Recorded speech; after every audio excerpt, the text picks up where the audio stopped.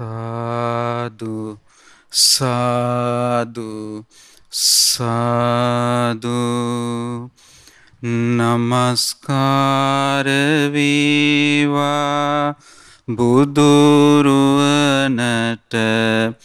සැමදා බුදු හිමි සරණ යමි නමස්කාර වේවා දම්රුවනට සැමදා සදහම් සරණ යමි නමස්කාර වේවා සංඝරුවනට සැමදා මහා සංඝ සරණ යමි නමස්කාර වේවා තුනුරුවනට සැමදා තිසරණ සරණ යමි සාදු සාදු සාදු අපට ගෞතම බුදුරජාණන් වහන්සේගේ උතුම් ශ්‍රී සද්ධර්මය ඊ타ම කරුණාවෙන් යුතුව කියලා දෙන අපගේ ගුරු දේවෝත්තම කල්යාණ මිත්‍ර පින්වත් ලොකු ස්වාමින් වහන්සේට අප හැම දිනාගෙම ගෞරවනීය වන්දනාව වේවා සාදු සාදු සාදු ශ්‍රද්ධාවන්ත පින්වත්නි අද දවසේදීත් උතුම් වස්සාන ධර්ම දේශනා මාලාවේ අපගේ භාග්‍යවත් බුදුරජාණන් වහන්සේ දේශනා කොට වදාළ උතුම් ශ්‍රී සද්ධර්මය ශ්‍රවණය කරලා ජීවිතයට පිං රැස් කර ගන්නට මේ පින්නතුන් බලාපොරොත්තු වෙන්නේ. අද දවසේදී මේ ධර්ම දේශනාව සඳහා බැතිබර විකාශන දායකත්ව අනුග්‍රහ දරන්නේ අගෝස්තු මාස 18 වන දින ජන්මදිනයේ යෙදුණු අතුරුගිරියේ පදිංචි සහනි හේවාවසම් සහෝදරියට සෙත් පැතීම පිණිස ඕස්ට්‍රේලියාවේ මෙල්බර්න් නුවර පදිංචි පින්වත් රනිල් හේවාවසම් මහතා සහ කාලින්දි හෙට්ටිආරච්චි මහත්මිය විසින් පින්වත්නි මේ ගෙවී යන්නේ උතුම් වස්සාන කාලය. මේ වස්සාන කාලය තුල ගෞතම බුද්ධ ශාසනයේ පිළිවෙත් පුරන පිහිට පිලිසරණ ලබා ගන්න ගිහි පැවිදි දෙපිරිසටම ඊටාම සුවිශේෂී කාල පරිච්ඡේදයක්.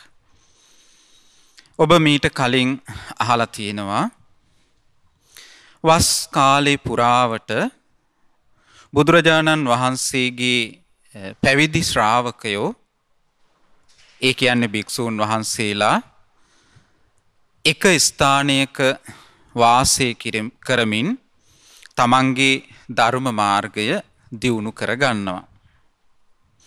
බණ භාවනා කරමින් නිදහසේ ධර්මය ප්‍රගුණ කර ගන්නවා. අනිත් කාලය තුල බුදුරජාණන් වහන්සේ පෙන්වා වදාළ ආකාරයට චාරිකාවේ වඩිමින් භාග්‍යතුන් වහන්සේගේ උතුම් ශ්‍රී සද්ධර්මය දෙවි මිනිසුන්ට කියලා දෙනවා. වස්සාන කාලය තුල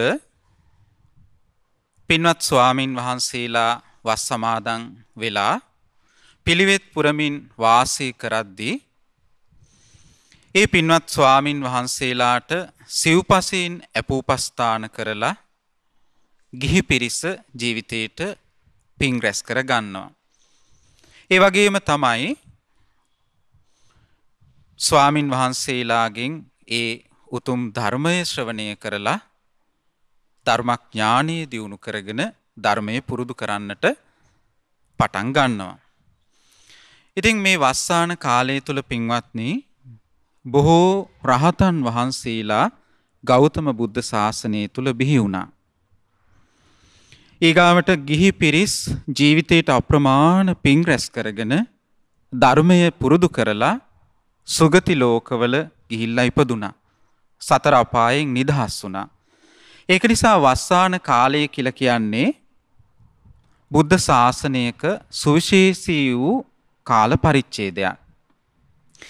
දැන් අද දවසේදීත් ඔබට මේ උතුම් ධර්මයේ ශ්‍රවණය කරන්න අවස්ථාව ලැබෙන්නේ පින්වත් ස්වාමින් වහන්සේලා මේ වස්සාන කාලය තුල ධර්මයේ පුරුදු කර ගනිමින් ඉන්න අතරේ ඔබ කෙරෙහි කරුණාවෙන් අනුකම්පාවෙන් බුදුරජාණන් වහන්සේගේ මේ මිහිරි ශ්‍රී සද්ධර්මයේ කියලා දෙන නිසා ඔබට ශ්‍රවණය කරන්න අවස්ථාව ලැබෙන්නේ. පින්වත්නි බුදුරජාණන් වහන්සේගේ ශාසනයේ භාගතුන් වහන්සේ ධර්මයේ දේශනා කරනකොට ඒ ධර්මයට පැහැදිච්ච ගිහි ජීවිතේ ගත කරපු පිරිස් ගිහි ජීවිතේ අතහැරලා බුද්ධ ශාසනයේ පැවිදි වුණා. පැවිදි වෙලා අප්‍රමාදීව මේ ධර්මය දියුණු කළා. ඒ පින්වත් ශ්‍රාවක සංඝරත්නය තේරුම් ගන්නවා තමන්ගේ ජීවිතයට තියෙන එකම ආරක්ෂාව රැකවරණය බුදුරජාණන් වහන්සේගේ ධර්මය කියලා. ඒක නිසා අප්‍රමාදීව ධර්මය දියුණු කරන්න උත්සාහ ගනිද්දී මේ බුද්ධ ශාසනයේ මගඵලලාභී ශ්‍රාවකයන් බිහි වුණා. ඒ ශ්‍රාවකයන් අතර වැඩ සිටිය මහරහතන් වහන්සේලා අග්‍ර ලෙස බුද්ධ ශාසනය ඒකාලෝක කළා. භාග්‍යතුන් වහන්සේගේ උතුම් දහම් පණිවිඩය තමන් ජීවිතය තුළ සාක්ෂාත් කරපු ඒ උත්තම ප්‍රතිලාභය දෙව් මිනිසුන්ට ප්‍රඥාවන්ත මිනිසුන්ට හිත පිණිස සුව පිණිස දේශනා කළා. ඉතින් මේ වස්සාන දේශනා මාලාවේ අද ඔබට අපි කියලා දෙන්නේ බුදුරජාණන් වහන්සේගේ ශාසනයේ 이르දිමත් භික්ෂූන් අතර අගතනතුරු ලැබූ මහා 이르දියෙන් බැබලී ගිය මහා මොග්ගල්ලාන මහරහතන් වහන්සේ දේශනා කොට වදාළ උතුම් දේශනයක් බුදුරජාණන් වහන්සේ අනුමත කොට වදාළ දේශනයක්. දැන් මේ වස්සාන ධර්මදේශනා මාලාව තුලින් අපි ඔබට නිරන්තරයෙන් සිහිපත් කරන්නේ අප්‍රමාදී වීම පිළිබඳව. බුදුරජාණන් වහන්සේ පින්වත්නි මේ අප්‍රමාදයේ වඩාත් අගය කළා. උන්වහන්සේ දේශනා කළ අප්‍රමාදය කියලා කියන දේ බුද්ධ ශාසනය තුල පවතින සියලුම ධර්මයන්ගෙන් අග්‍රතම දේ. අප්‍රමාදය පිළිබඳව උන්වහන්සේ දේශනා කළේ මේ අප්‍රමාදය ගැන තනි වචනයකින් කියන්න පුළුවන්. ධර්මයේ පුරුදු කරන කෙනාට සියලු ධර්මයන් අතර තනි වචනයකින් කියන්න පුළුවන් එකම දේ අප්‍රමාදය. අප්‍රමාද වීම තුළින් තමයි බුද්ධ ශාසනයේ මහා ප්‍රතිලාභ ලබා ගත්තේ.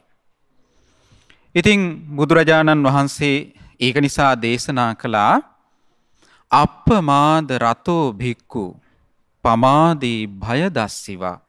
ප්‍රමාදය බැහැර කරමින් අප්‍රමාදය තුල ඇලී වාසය කරන භික්ෂුව අබබ්බෝ පරිහායන්ති නිබ්බානස්සේව සන්තිකේ. ඒ භික්ෂුව කවදාකවත් පිරිහෙනවා කියන එක වෙන්නේ නැහැ. දියුණුව කරාම යනවා කියන එක සිදු වෙනවා කියලා බුදුරජාණන් වහන්සේ දේශනා කළා ඒ භික්ෂුව වාසය කරන්නේ නිවන සමීපයේ කියලා බුදුරජාණන් වහන්සේ දේශනා කළා.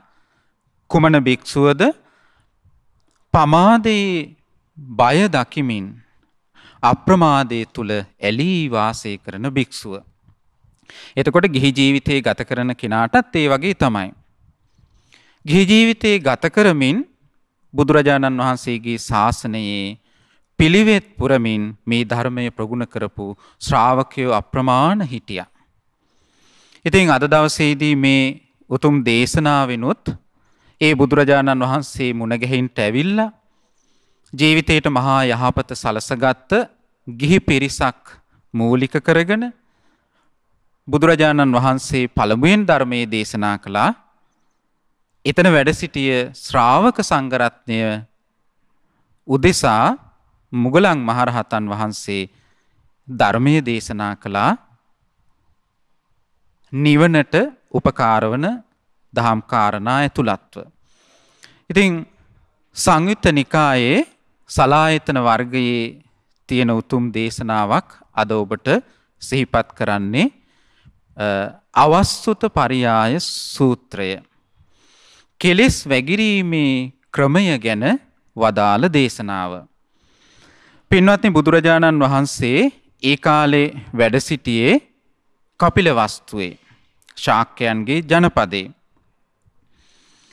ඉතින් මේ කාලේ මේ ශාක්‍යවරු අලුත් සන්තාගාරයක්, ඒ කියලා කියන්නේ ආවාසයක් ඉදි කළා. ගිමන්හලක්. නමුත් කිසිම ශ්‍රමණේක් බ්‍රාහ්මණයෙක් මේ වෙනකොට මේ සන්තාගාරය පරිභෝග කරලා තිබුණේ නැහැ. ශාක්‍යවරුන්ට හිතුණා මේ අලුත් සන්තාගාරයේ ආවාසය බුදුරජාණන් වහන්සේත් භික්ෂු සංඝයාත් පරිහරණය කළොත් ඒක බොහෝ යහපත පිණිස පවතිවි කියලා කල්පනා කරලා මේ පිරිස, මේ ශාක්‍යයෝ බුදුරජාණන් වහන්සේ මුණ ගැහෙන්න ගිහිල්ලා ප්‍රකාශ කළා, ස්වාමීනි භාගතුන් වහන්සේ අපි අලුත් ආවාසයක්, සන්තාගාරයක් ඉදි කරලා තියෙනවා. ඉතින් භාග්‍යතුන් වහන්සේත් ශ්‍රාවක සංඝරත්නයත් පළමුවෙන් මේ ආවාසය පරිභෝග කළොත් ඒක බොහෝ දෙනෙක්ට යහපත පිණිස පවතිවි කියලා අපි කල්පනා කළ නිසා භාග්‍යතුන් වහන්සේටත් ශ්‍රාවක සංඝරත්නයටත් පළමුවෙන් පරිහරණය කරන්නට අපි ආරාධනා කරනවා කියලා බුදුරජාණන් වහන්සේට ආරාධනා කළා. ඉතින් බුදුරජාණන් වහන්සේ ආරාධනාව පිළිගත්තා. ඊට පස්සේ ශාක්‍යවරු දැනගත්තා භාග්‍යතුන් වහන්සේ ආරාධනාව පිළිගත් බව. ශාක්‍යවරු වහාම මේ අලුත් සන්තාගාරයට ගිහිල්ලා සුද්ධ පවිත්‍ර කරලා තෙල් පහන් දල්වලා ආසන පනවලා බුදුරජාණන් වහන්සේට දන්වා සිටිය, ස්වාමීනි භාග්‍යතුන් වහන්සේ අලුත් සන්තාගාරයේ සුද්ධ පවිත්‍ර කරලා ආසන පනවලා පහන් දල්වලා තියෙන්නේ. භාග්‍යතුන් වහන්සේ යමකට කාලය සුදුසුයි කියලා දන්නවනම් වැඩම කරන සේක්වා කියලා ආරාධනා කළා. ඉතින් පින්වත්නි, ඒ වෙලාවේ බුදුරජාණන් වහන්සේ පාත්‍රා සිවුරු අරගෙන භික්ෂු සංඝයාත් සමග මේ අලුත් සන්තාගාරය තියෙන තැනට වැඩම කළා. එතකොට ඒ ශාක්‍යවරු වතුර භාජනයක් මේ සන්තාගාරයේ ඉස්සරහා සකස් කරලා තිබ්බා. මොකද ඒ කාලේ වැලි පාරවල් දිගේ එනකොට දූවිලි තැවරෙනවා. ඒක නිසා පා සෝදගෙන සන්තාගාරයට ඇතුල් වෙන්නට, ආවාසයට ඇතුල් වෙන්නට. ඉතින් බුදුරජාණන් වහන්සේ සිරිපා සෝදගෙන ආවාසයට වැඩම කරලා ඒ ආවාසයේ මැද තිබ්බ කණුවට පිට දීලා නැගෙනහිර දිශාවට මුහුණලා වැඩ සිටියා. ඊට පස්සේ භික්ෂු සංඝයාත් පා සෝදගෙන සන්තාගාරයට පිවිසිලා පිටුපස බිත්තියට පිටුපා නැගෙනහිර දිශාවට මුහුණලා භාග්‍යතුන් වහන්සේ පෙරටු කොටගෙන වැඩ සිටියා. ඊට පස්සේ පින්වත්නි, මේ කපිලවස්තු නුවර ශාක්‍යයොත් පා සෝදගෙන මේ ආවාසයට ඇතුල් වෙලා නැගෙනහිර බිත්තියට පිටුපාලා බටහිර පැත්තට මුහුණලා භාග්‍යතුන් වහන්සේ පෙරටු කරගෙන වාසය කළා. වාඩි වුණා. ඒ වෙලාවේ බුදුරජාණන් වහන්සේ ඒ රාත්‍රියේ බොහෝ වේලාවක් යනතුරු මේ කපිලවස්තු ශාක්‍යයන්ට ධර්මයේ දේශනා කළා. ඉතින් ඒ ධර්මය තුලින් සතුටු කෙරෙව්වා. සන්දස්සේති සමාදපෙත්වා සමාදන් කෙරෙව්වා. සමුත්තේජෙත්වා උත්සාහවත් කෙරෙව්වා. සම්පහංසෙත්වා සිත් පහන් කෙරෙව්වා. ඉතින් මේ විදිහට බුදුරජාණන් වහන්සේ මේ ශාක්‍යයන්ට බොහෝ වේලාවක් ධර්මයේ දේශනා කරලා සතුටු කරවලා ඒ ධර්මයේ තුල සමාදන් කරවලා පිහිටුවලා බුදුරජාණන් වහන්සේ දේශනා කළා පින්වත් ගෞතමයනි. එතකොට බලන්න දැන් උන්වහන්සේගේ නාමයෙන් ගෝත්‍රයෙන් ශාක්‍යයන් ආමන්ත්‍රණය කරනවා. පින්වත් ගෞතමවරුනි දැන් සෑහෙන්න රෑ ඉක්ම වුණා. දැන් ඔබ යමකට සුදුසු කාලය කියලා දන්නවනම් ඒ බව දැනගන්න කියලා බුදුරජාණන් වහන්සේ දේශනා කළා.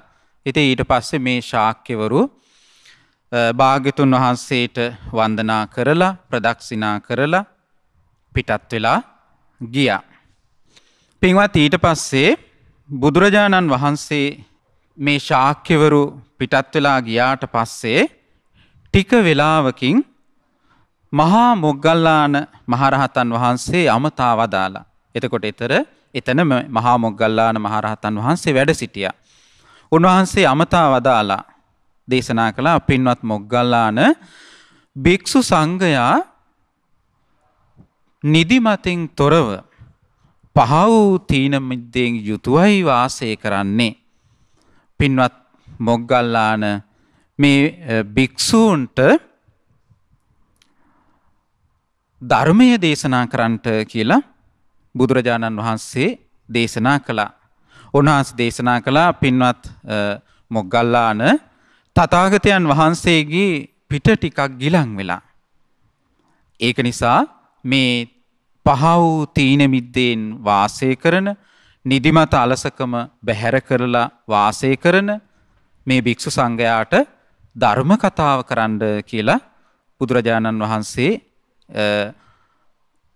මොග්ගල්ලාන මහරහතන් වහන්සේට ආරාධනා කරලා උන්වහන්සේ දෙපට සිවුර හතරට නවලා ආසනයක් පනවලා පයින් පය මදක් මෑත් කරලා මනා සිහිනුවණින් යුතුව සැතපුණා.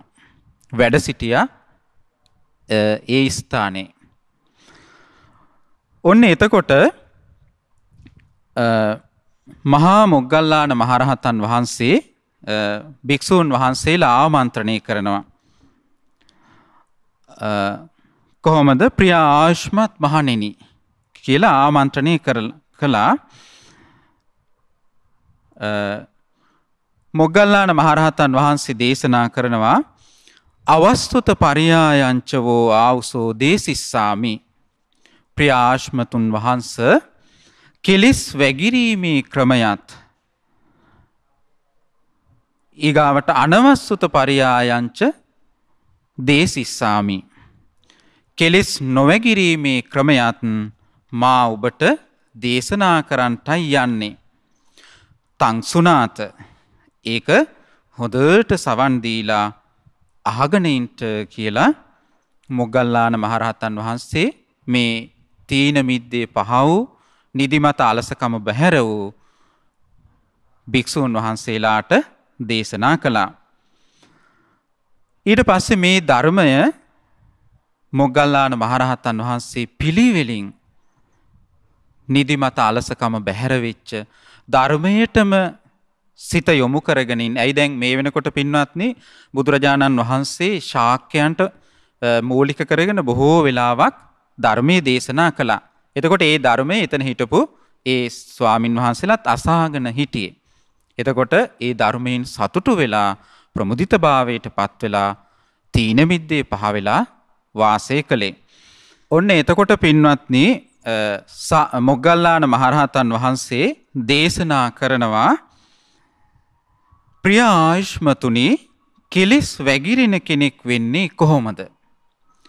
කෙලෙස් වැగిරෙන කෙනෙක් වෙන්නේ කොහොමද? එතකොට කෙලෙස් කියලා කියන්නේ මේ අපේ හිතේ තියෙන ලාමක අකුසල් හේතු කරගෙන රාගයෙන් පීඩාවට පත්වීම තුලින් කෙලෙස් වැగిරෙනවා.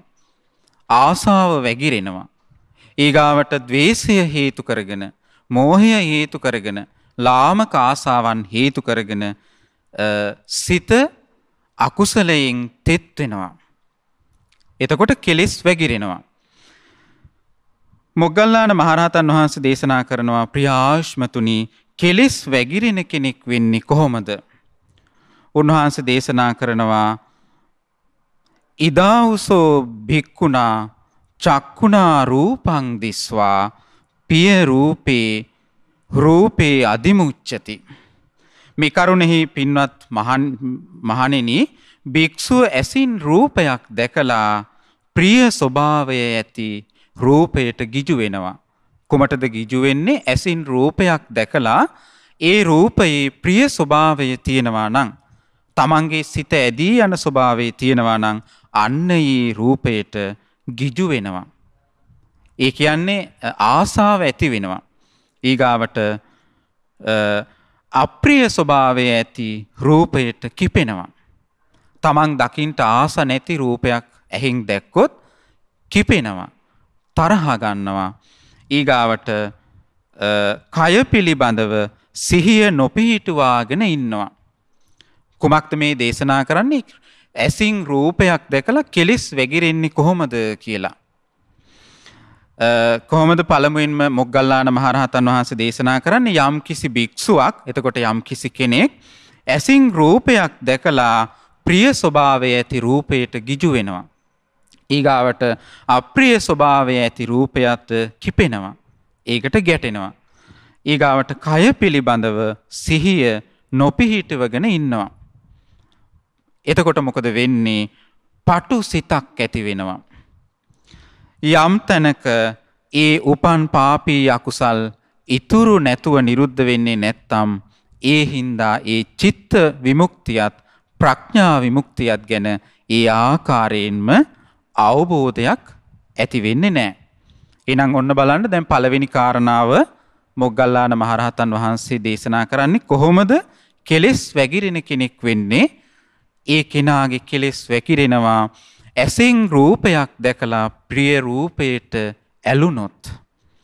දැන් බොහෝ විට මේ සත්වයා ඇසින් දකින්ට ආස ප්‍රිය ස්වභාවී රූප. ඒ කියන්නේ සිත සතුටු කරන රූප. එතකොට ඒක කාම අරමුණක් බවට පත් වෙනවා ඒ ඇසින් දකින රූපය. එතකොට ඒක මිහිරි ස්වභාවයෙන් ප්‍රිය ස්වභාවයෙන් තියෙනවා නම් ඒ කෙනා ඒ රූපයට ගිජු වෙනවා, කෑදර වෙනවා, නැවත ඒ රූපේ දකින්ට ආස කරනවා. එහෙම නැත්නම් අප්‍රිය ස්වභාවයේ තියෙන, ගැටෙන ස්වභාවයේ තියෙන රූපයට කිපෙනවා. Taman දකින්ට ආස නැති රූපයක් ඇහින් දැක්කොත් හිතේ ගැටීම ඇති වෙනවා.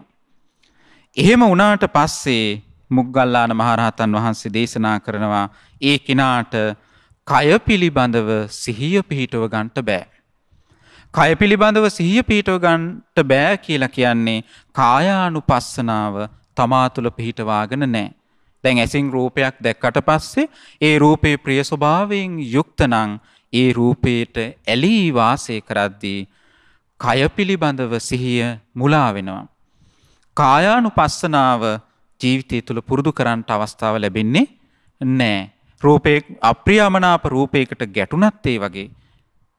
දැන් භාග්‍යතුන් වහන්සේ පින්වත්නි දේශනා කළා ඇසින් රූපයක් දකිද්දී න නිමිත්තක් ගාහි හෝති.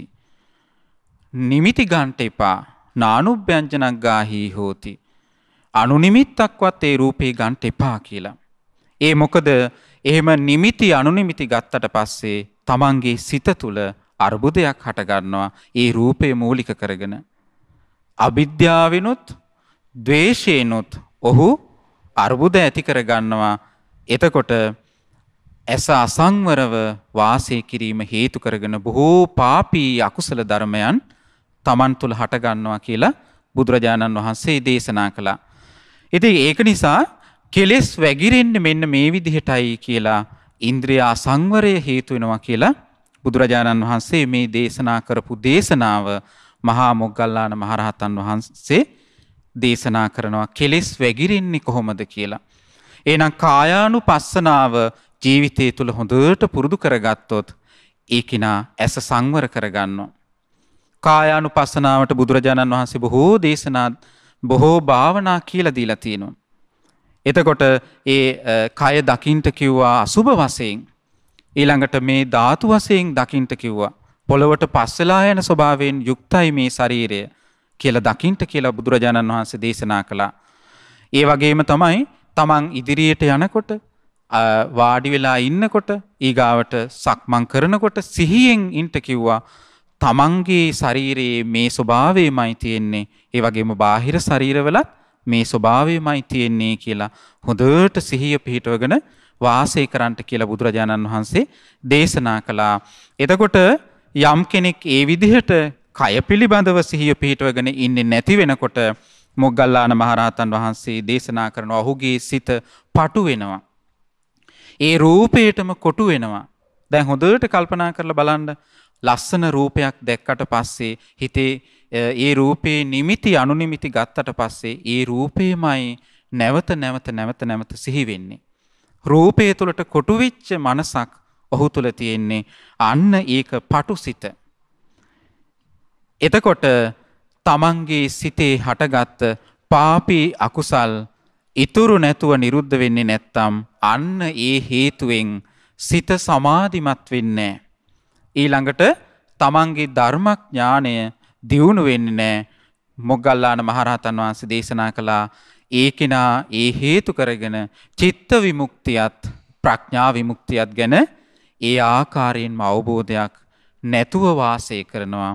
අන්න කෙලෙස් වැగిරෙනවා ඇසින් රූප දැකලා. ඊගාවට දේශනා කරනවා සෝතේන සද්දං සුත්වා. ඒ වගේම තමයි කනින් ශබ්දයක් අහලා ප්‍රිය ස්වභාවය ඇති ශබ්දයට ගිජු වෙනවා. දැන් මේ අපේ ජීවිත තුළ සිද්ධ වෙන ආකාරය මුගලන් මහරහතන් වහන්සේ මේ දේශනා කරන්නේ. ඊගාවට අප්‍රිය ස්වභාවය ඇති ශබ්දයට කිපෙනවා. දැන් හැම කෙනාගේම හිතේ තියෙන්නේ මිහිරි ශබ්දයක් අහන්නට. දැන් අපි හිතමු ලස්සන සින්දුවක් අහනවා කෙනෙක්. ඒක නැවත අහන්නට ආසා කරන්නේ ඒ ශබ්දයට ගිජු වුණා. කෑදර වුණා. ඒක අහන්න ආය ආසාව හිතේ ඇති වුණා. අන්න එහෙනම් කන තුලිනුත් මේ විදිහටයි කෙලෙස් වැగిරෙන්නේ. මුගලන් මහරහතන් වහන්සේ දේශනා කරන අප්‍රිය ස්වභාවය ඇති ශබ්දයට කිපෙනවා. ඒව අහන්න කැමති නැහැ. නිතර දැන් යම් කෙනෙක් බනිනවා නම් ඒක අහන්න කැමති නැහැ. නමුත් අපිට තියෙන ස්වභාවය තමයි අපි කැමති දේ විතරක් නෙමෙයි අහන්නට ලැබෙන්නේ. අප්‍රිය අමනාප දේත් අහන්නට ලැබෙනවා. බුද්ධ දේශනාවේ තියෙනවා බුදුරජාණන් වහන්සේ දේශනා කරනවා සත්‍ය වචනයෙන් අහන්නට ලැබෙනවා. ඊගාවට බොරුවෙන් අපිට වචන අහන්නට ලැබෙනවා. ඊගාවට මිහිරි වචන අහන්නට ලැබෙනවා. අප්‍රිය අමනාප වචන අහන්නට ලැබෙනවා. ඊගාවට සත්‍ය වචන අහන්නට ලැබෙනවා. ඊගාවට අසත්‍ය වචන අහන්නට ලැබෙනවා. හිතානුකම්පී වචන අහන්නට ලැබෙනවා. අහිතානුකම්පී වචන අහන්නට ලැබෙනවා. එතකොට එහෙනම් මෙන්න මේ සෑම දෙයක්ම කනින් අහද්දී හොඳට සිහියෙන් හිටියේ නැත්නම් ඒ කිනාට ඒ ශබ්දයේ ඇසීම හේතුවෙන් කෙලෙස් වැగిරෙනවා. එතකොට මුගලන් මහරහතන් වහන්සේ දේශනා කරනවා අප්‍රිය අමනාප ශබ්දයට කිපෙනවා. කය පිළිබඳව සිහිය පිහිටවගෙන ඉන්නේ නැති වෙනකොට සිත පටු වෙනවා. සිත පටු වෙනකොට ලාමක අකුසල් වලින් ඒ කිනාගේ ජීවිතේ වෙලී යනවා කියලා මොග්ගල්ලාන මහරහතන් වහන්සේ දේශනා කරනවා. එතකොට අකුසල් වලින් සිත යට වුණාට පස්සේ චිත්ත විමුක්තියත් ප්‍රඥා විමුක්තියත් ගැන ඒ ආකාරයෙන්ම අවබෝධයක් ඔහු තුල ඇති වෙන්නේ නැහැ. මේ විදිහටයි කෙලෙස් වැగిරෙන්නේ කියලා දේශනා කළා. ඊගාවට දේශනා කරනවා ගානේන ගන්ධං සායිත්වා. ඒ වගේම තමයි නාසයෙන් යම්කිසි ගඳ සුවඳ ආග්‍රහණය කරලා ඒ ආග්‍රහණය කරන දේ ප්‍රිය ස්වභාවයෙන් ඇති ගන්ධයට ගිජු වෙනවා. ආසාව ඇති කර ගන්නවා. ඊගාවට අප්‍රිය අමනාප ගන්ධයට කිපෙනවා. එතකොට කය පිළිබඳව සිහිය නොපිහිටවගෙන වාසය කරනවා. ඒ කියන්නේ එතකොට දැන් මේ හැම දෙයක්ම කය හා ප්‍රතිබද්ධයි. කනට ශබ්දය ඇහුණත් කය හා ප්‍රතිපදයි. ඇයි සතර මහා ධාතුන්ගෙන් හටගත්ත දෙයක් තමයි කන කියලා කියන්නේ. එතකොට ඒ කනට ඇහෙන ශබ්දයේ සතර මහා ධාතුන් හේතු කරගෙනයි තමන් ඇසුවේ. එහෙනම් මනාකොට කායානුපස්සනාව තුළ පිහිටියානම් ඔන්න මගේ කනේ ස්පර්ශයෙන් විඳීමක් හටගත්තා කියලා සිහිය පිහිටව ගන්න පුළුවන්කම ලැබෙනවා. නමුත් ඔහු මේ විදිහට සිහිය පිහිටවගෙන ඉන්නේ නැති නිසා කෙලෙස් වැగిරෙනවා, සිත පටු වෙනවා. එතකොට මොකද වෙන්නේ? නාසයෙන් ගඳ සුවඳ ආග්‍රහණය කිරීම හේතුවෙන් ප්‍රියමනාප ගන්ධයට ගිජු වීම හේතුවෙන් අප්‍රියමනාප ගන්ධයට කිපීම හේතුවෙන් කය පිළිබඳව මනාකොට සිහිය නොපිහිටවගෙන සිටීමෙන් සිත පටු වෙනවා. අන්න ඒ හේතුවෙන් ලාමක අකුසල් හටගatti. ඒ අකුසල් පිළිබඳව මනාකොට තේරුම් ගන්නට අවස්ථාව නොලැබෙන නිසා චිත්ත විමුක්තියත් ප්‍රඥා විමුක්තියත් ඒ ආකාරයෙන්ම අවබෝධ වෙන්නේ නැහැ කියලා මුගලන් මහරහතන් වහන්සේ දේශනා කරනවා. ඊගාවට මුගලන් මහරහතන් වහන්සේ දේශනා කරනවා ඒ විතරක් නෙවෙයි භික්ෂුවක් ජීවහාය රසං සායිත්වා දිවෙන් රසයක් විඳලා ප්‍රිය ස්වභාව ඇති රසයට ගිජු වෙනවා නම් අප්‍රිය ස්වභාවයේ ඇති රසයට කිපෙනවා නම් කය පිළිබඳව සිහිය මනාකොට නොපිහිටුවගෙන ඉන්නවා නම් ඔහුගේ සිත ඒ රසය හේතු කරගෙන පටුසිත ඇති වෙනවා. ඒ පටුසිත යම් තැනක තියෙනවා නම් උපන් පාපී අකුසල් ඉතුරු නැතුව නිරුද්ධ වෙන්නේ නැති නිසා චිත්ත විමුක්තියත් ප්‍රඥා විමුක්තියත් ඒ ආකාරයෙන්ම අවබෝධ වෙන්නේ නැති වෙනකොට කෙලෙස් වැగిරෙන ජීවිතයක් ඔහු තුළ තියෙන්නේ කියලා මොග්ගල්ලාන මහරහතන් වහන්සේ දේශනා කරනවා. ඊගාවට පින්වත්නි කයින් පහස ලබලා ඒ තමන් ලබන පහස ප්‍රිය ස්වභාවයෙන් යුතු පහසක් නම් ඒට ඇලෙනවා. ඒට ගිජු වෙනවා. අප්‍රියමනාප පහසක් නම් ඒට කිපෙනවා.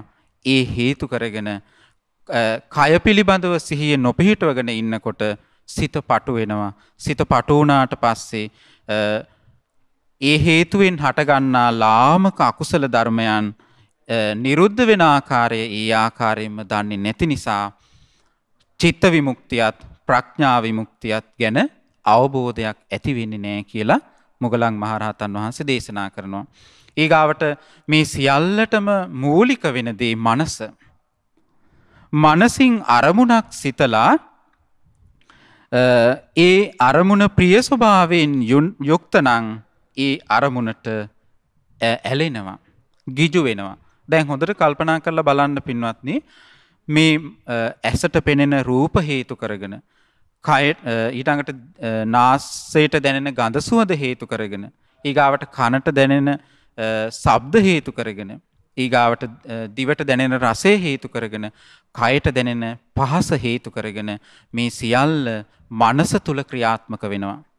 මොකද මේ ආයතනයන්ට පිහිට පිළිසරණ මනස කියලා බුදුරජාණන් වහන්සේ දේශනා කළා. එතකොට මනස තුල මේ ඇසින් කනින් නාසයෙන් දිවෙන් කයින් ගත් අරමුණු හේතු කරගෙන ඒ අරමුණු ප්‍රිය ස්වභාවයෙන් යුක්තයි නම් ඒ අරමුණු වලට ගිජු වෙලා වාසය කරද්දී, එහෙම නැත්නම් මනසට සිටින ඒ අරමුණු අප්‍රියමනාප ස්වභාවයෙන් යුක්තයි නම් ඒට ගැටුණු කිපුණු ස්වභාවයෙන් වාසය කරද්දී කුමක්ද වෙන්නේ? මුගලන් මහරහතන් වහන්සේ දේශනා කරනවා කය පිළිබඳව සිහිය පිහිටන්නේ නැහැ.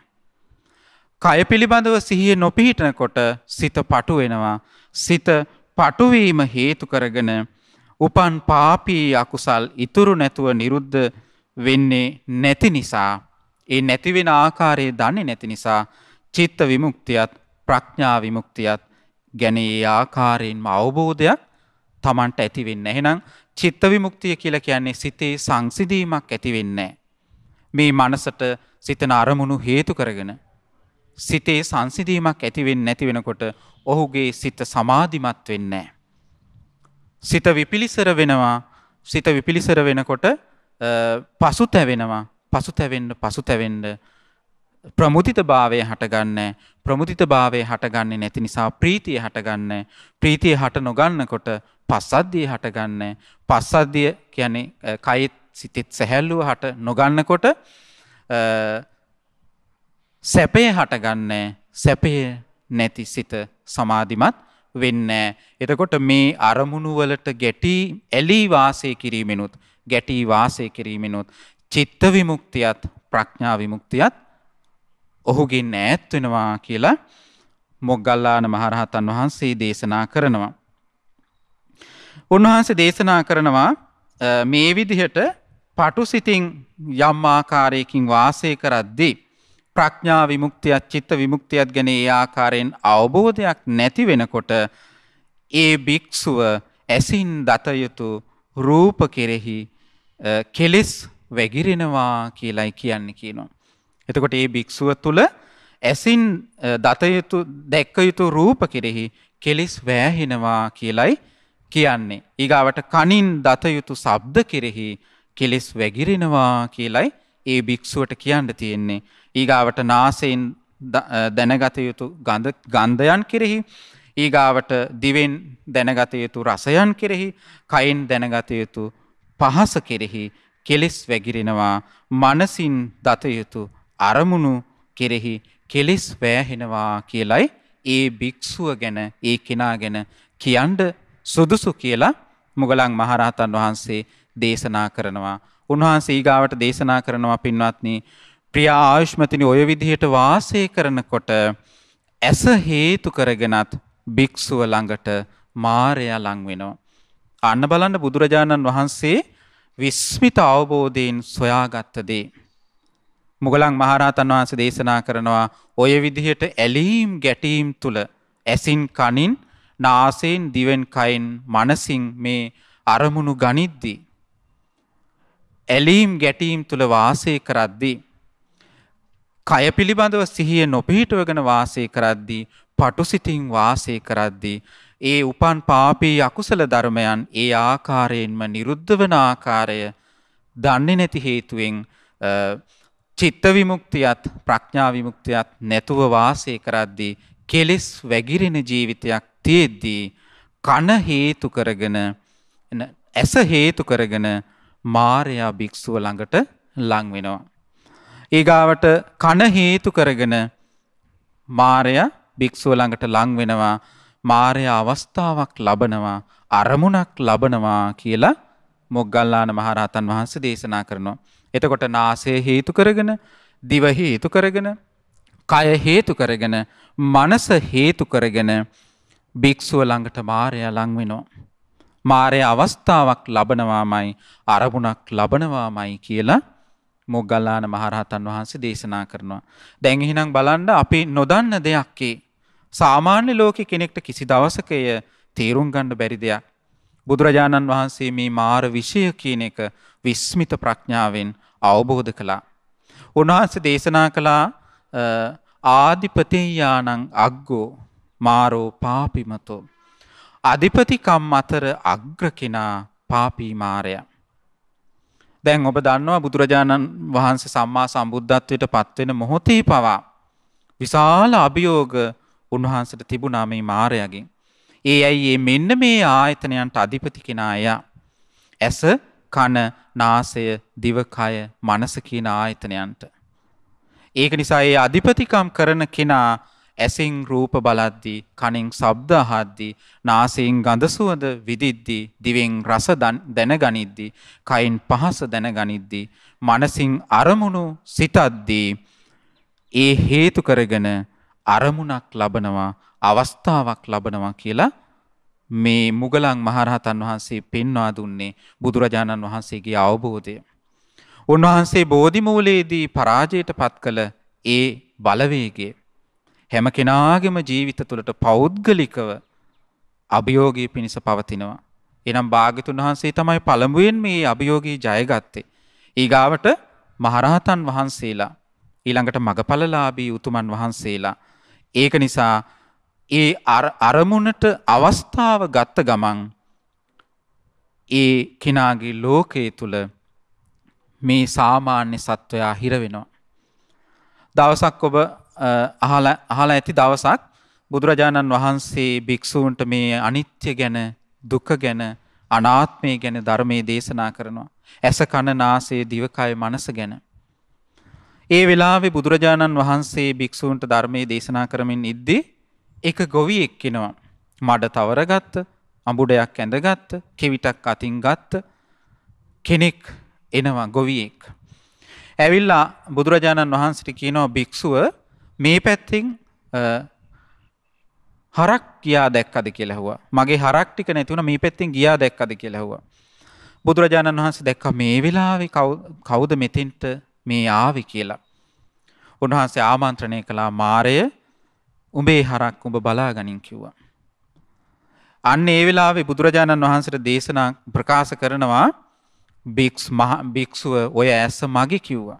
කාගේ ඇසද මේ? බුදුරජාණන් වහන්සේගේ. ඔය කන, නාසය, දිවකය, මනස මගේ කිව්වා.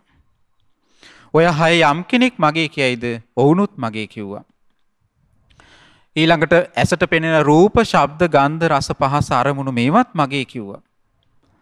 බුදුරජාණන් වහන්සේ දේශනා කළා, මාරයෝ මේ ඇස උඹේ, කන, නාසය, දිවකය, මනස ඔබේ, රූප, ශබ්ද, ගන්ධ, රස, පහස ඔබේ.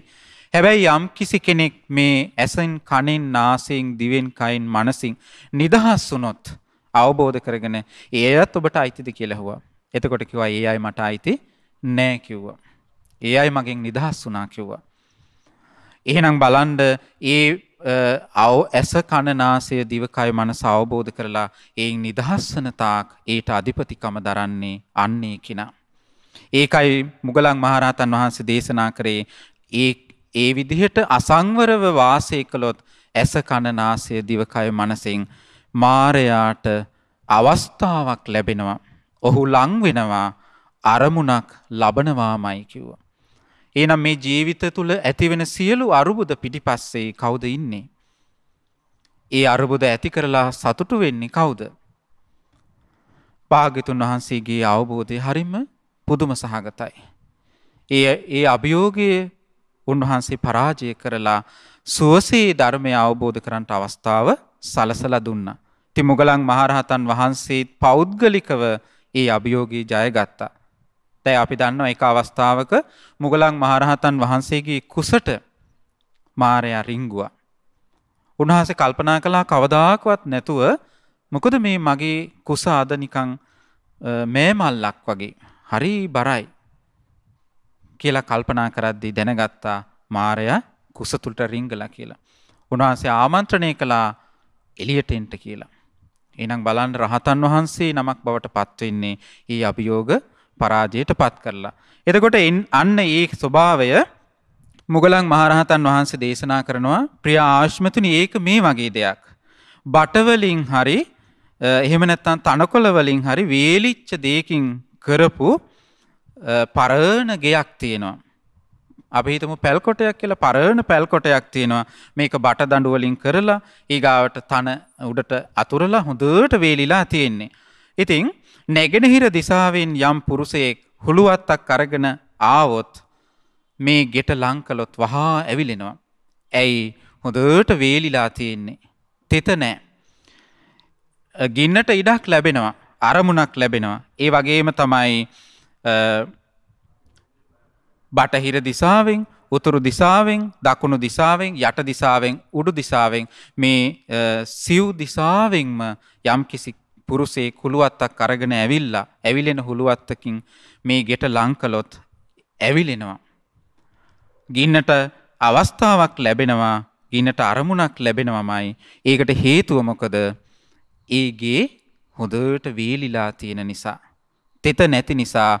බුදුරජාණන් වහන්සේ දේශනා කරනවා ඕන්න ඔය විදිහම මුගලන් මහරහතන් වහන්සේ දේශනා කරනවා, ප්‍රිය ආශ්මතුනි, ඔන්න ඔය වගේම තමයි භික්ෂුව භික්ෂුව තුළට ඇස හේතු කරගෙනත් මාරය ලං වෙනවා. මාරය අවස්ථාවක් ලබනවා. අරමුණක් ලබනවා. කන මූලික කරගෙන නාසය දිව කය මනස මූලික කරගෙන මාරයා ලං වෙනවා. අවස්ථාවක් ලබනවා. අරමුණක් ලබනවාමයි කියලා දේශනා කරනවා. ඊළඟට මුගලන් මහරහතන් වහන්සේ දේශනා කරනවා ඒක මේ වගේ කියනවා. ඒ භික්ෂුව රූප විසින් යට කළා කියනවා. රූපය විසින් ඒ භික්ෂුව යට කළා කියනවා. භික්ෂුව රූපය යට කළේ නෑ කියනවා. ඊගාවට ශබ්දය විසින් භික්ෂුව යට කළා. ශබ්දය භික්ෂුව යට කළේ නෑ කියනවා. ඊගාවට ගන්ධය විසින් ඒ භික්ෂුව යට කරලා දානවා. අර ඇවිලෙන ගින්න වගේ මාරය අරමුණක් ගන්නෙ. ඊගාවට ගන්ධය ඒ භික්ෂුව යට කළේ නෑ. ඊගාවට රසය විසින් භික්ෂුව යට කළා. භික්ෂුව රසය යට කරලා දැම්මේ නෑ. කියන්නේ ඒ රසයට වසඟ වුණා කියලා මුගලන් මහරහතන් වහන්සේ මේ දේශනා කරන්නේ. ඊගාවට පහස විසින් භික්ෂුව යට කළා. භික්ෂුව පහස යට කළේ නෑ. පහසට ඇලී ගියා. ඊගාවට උන්වහන්සේ දේශනා කරනවා මනසට සිතෙන අරමුණු විසින් භික්ෂුව යට කරලා දානවා. භික්ෂුව මනසට සිතෙන අරමුණු යට කරලා දැම්මේ නෑ කියලා මුගලන් මහරහතන් වහන්සේ දේශනා කරනවා. උන්වහන්සේ දේශනා කරනවා ප්‍රියාශ්මතනි මෙන්න මේ භික්ෂුවට තමයි කියන්නේ මේ රූපය විසින්, ශබ්දය විසින්, ගන්ධය විසින්, රසය විසින්, පහස විසින්, අරමුණු විසින් යට කරලා දමපු භික්ෂුවට කියන මේ මුගලන් මහරහතන් වහන්සේ දේශනා කරනවා මේ කෙනාට තමයි කියන්නේ රූපය විසින් මඩින ලද, ශබ්දය විසින් මඩින ලද, යට කරලා දාන ලද, ගන්ධය විසින්, රසය විසින්, පහස විසින්, අරමුණු විසින් යට කරලා දාන ලද භික්ෂුව කියලා කියන්නේ අන්න ඒ කෙනාට කියනවා. ඒ කෙනා බාහිර අරමුණු විසින් යට කරලා දැම්මා කියනවා. එතකොට භික්ෂුව බාහිර අරමුණකින් යට කරලා දාලා තියෙනවා. භික්ෂුව විසින් ඒ අරමුණු යටපත් කළේ නෑ. කෙලෙස් සහිත වූ පුනර්භවය ඇති කරවන්නා වූ පීඩා සහිත වූ මත්ෙහි දුක් විපාක ඇත්තා වූ ජරා මරණ වලින් යුතු පාපී අකුසල් දහම් විසින් ඒ භික්ෂුව යට කළා කියලයි කියන්නේ කියලා මුගලන් මහරහතන් වහන්සේ මෙන්න මේ විදිහට දේශනා කරනවා කෙලෙස් වැగిරෙන්නේ මෙහිමයි කියලා. එතකොට බලන්න දැන් කෙලෙස් වැగిරෙන ක්‍රමයේ දේශනා කළා. ඊගාවට බුදුරජාණන් මේ මුගලන් මහරහතන් වහන්සේ දේශනා කරනවා ප්‍රිය ආශ්මතුනි කෙලෙස් නොවැగిරෙන කෙනෙක් වෙන්නේ කොහොමද? එහෙනම් කෙලෙස් නොවැగిරෙන කෙනෙක් වෙන්නේ කොහොමද? භික්ෂුව ඇසින් රූපයක් දැකලා ප්‍රිය ස්වභාවය ඇති රූපයට ගිජු වෙන්නේ නැහැ. අප්‍රිය ස්වභාවය ඇති රූපයට කිපෙන්නේ නැහැ. කය පිළිබඳව සිහිය මනාකොට පිහිටවගෙන ඉන්නවා. බුදුරජාණන් වහන්සේ දේශනා කරපු ආකාරයට මේ කය පිළිබඳව හොඳට සිහියෙන් ඉන්නවා. කායානුපස්සනාව තුළ ඉන්නවා. ඇසින් රූපයක් දකිද්දී ඒ රූපේ තියෙන යථා ස්වභාවය මනාකොට සිහි කරනවා. සතර මහා ධාතුන්ගෙන් හටගත්ත මේ රූපය, ඊගාවට පිළිකුල් ස්වභාවයෙන් යුතු මේ රූපය, ඊගාවට පොළොවට පස් වෙලා යන ස්වභාවයෙන් යුතු මේ රූපය කියලා රූපයේ ආදීනව සිහි කරමින් වාසය කරද්දී ඒ රූපයට ඇලෙන්නේ නැහැ, ගිජු වෙන්නේ නැහැ. ඊගාවට අප්‍රියමනාප රූපයට කිපෙන්නේ නැහැ. කය පිළිබඳව හොඳට සිහිය පිහිටවගෙන ඉන්නකොට සිත පටු වෙන්නේ නැහැ. සිත පළල් වෙනවා. ඒ සිත පළල් වුණාට පස්සේ යම් තැනක පාපී අකුසල් ඉතුරු නැතුව නිරුද්ධ වෙනවා නම් අන්න ඒ නිසා චිත්ත විමුක්තියත් ප්‍රඥා විමුක්තියත් ගැන ඒ ආකාරයෙන් මේ භික්ෂුව මනාකොට දන්නවා, අවබෝධයක් තියෙනවා කියලා මුගලන් මහරහතන් වහන්සේ දේශනා කරනවා.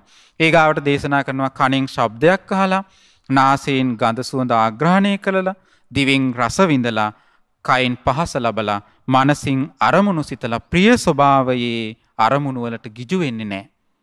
ඊගාවට අප්‍රිය ස්වභාවයේ ඇති අරමුණු වලට කිපෙන්නේ නැහැ. කය පිළිබඳව හොඳට සිහිය පිහිටවගෙන වාසය කරද්දී පළල් සිතක් තමා තුළ ඇති වෙද්දී යම් තැනක පාපී අකුසල් ඉතුරු නැතුව නිරුද්ධ වෙනවා නම් ඒ චිත්ත විමුක්තියත් ප්‍රඥා විමුක්තියත් පිළිබඳව ඒ ආකාරයෙන්ම අවබෝධයෙන් වාසය කරනවා කියලා මුගලන් මහරහතන් වහන්සේ දේශනා කරනවා. මෙන්න මේ ආකාරයෙන් වාසය කරද්දී ඒ භික්ෂුව තුළින් භික්ෂුවගේ සිතේ කෙලෙස් වැහෙන්නේ නැහැ. කෙලෙස් වලින් යට කරලා දාලා නැහැ. ඒ භික්ෂුව කෙලෙස් යට කරලා අරමුණු යට කරලා දැම්මා කියලා මුගලන් මහරහතන් වහන්සේ දේශනා කරනවා. ඉතින් මේ භික්ෂුව විසින් ඒ රූප, ශබ්ද, ගන්ධ, රස, පහස අරමුණු යට කරලා දැමීම මේ වගේ කියනවා. කොහොමද?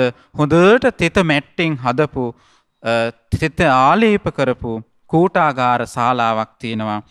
එතකොට කොයි දිසාවකින්, සය දිසාවෙන් කොයි දිසාවකින් ඇවිලෙන ගිනි හුලුවත්තක් අරගෙන කවුරු ආවත් ඒගේ ඇවිලෙන්නේ නැහැ. මොකද ඒගේ තෙත සහිත නිසායි.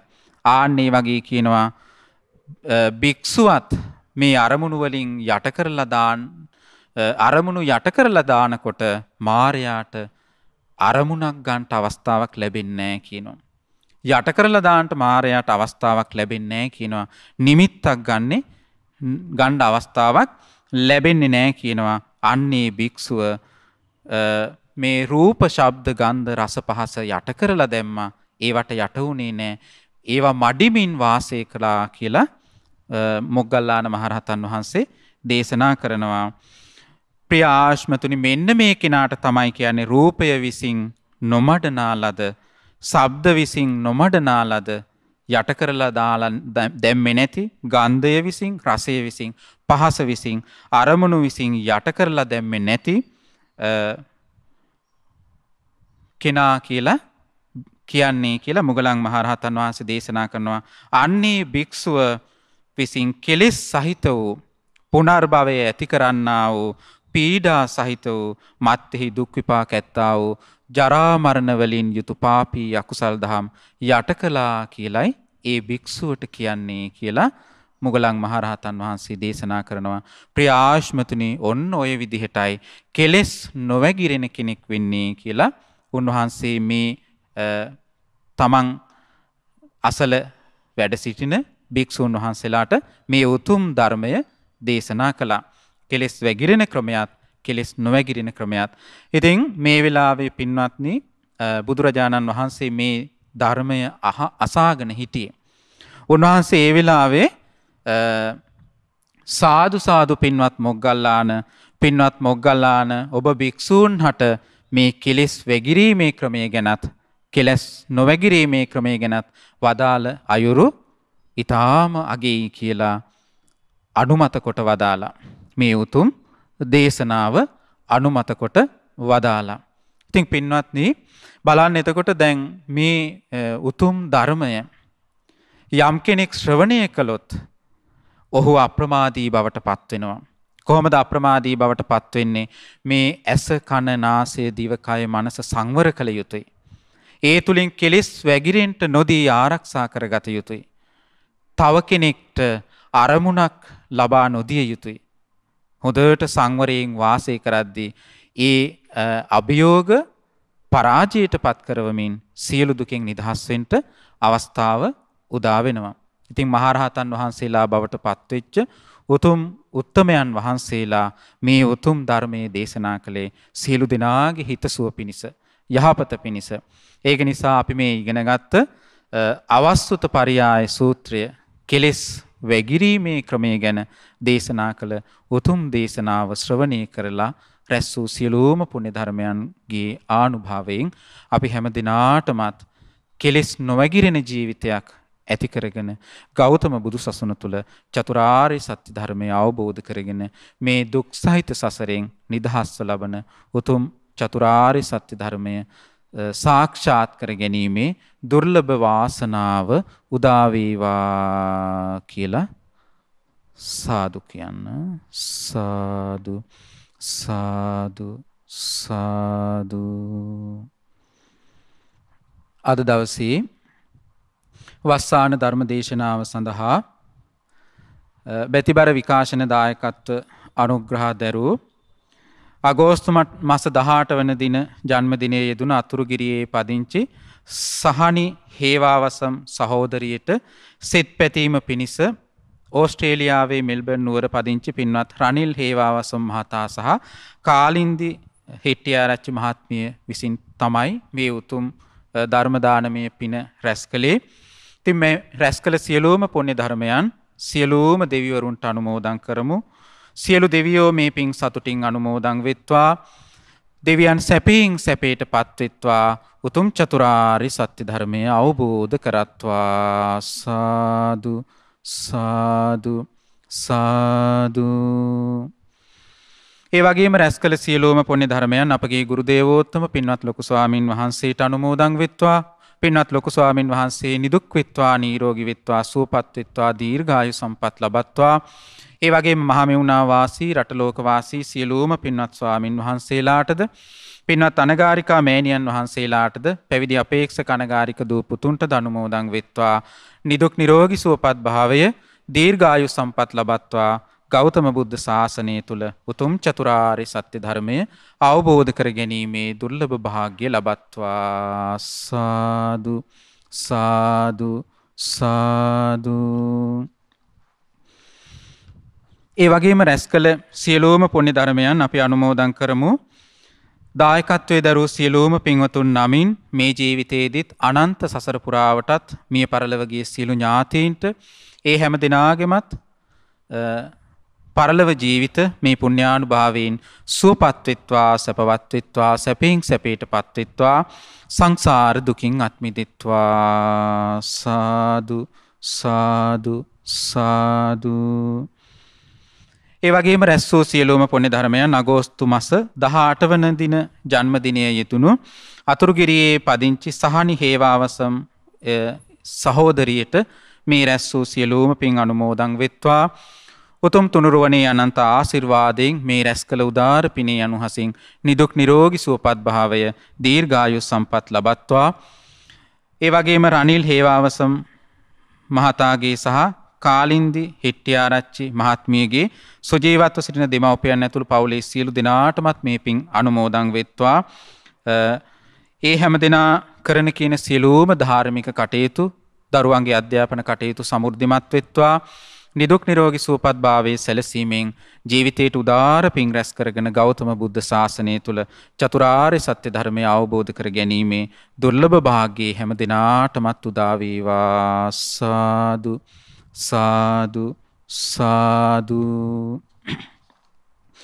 ඒ වගේම රැස් වූ සියලුම පුණ්‍ය ධර්මයන් ශ්‍රද්ධා මාසික ධර්ම දාන සමාජිකයන්ට අනුමෝදන් වෙත්වා. ශ්‍රද්ධා කාර්ය මණ්ඩලයේ සියලුම පින්වතුන්ට අනුමෝදන් වෙත්වා.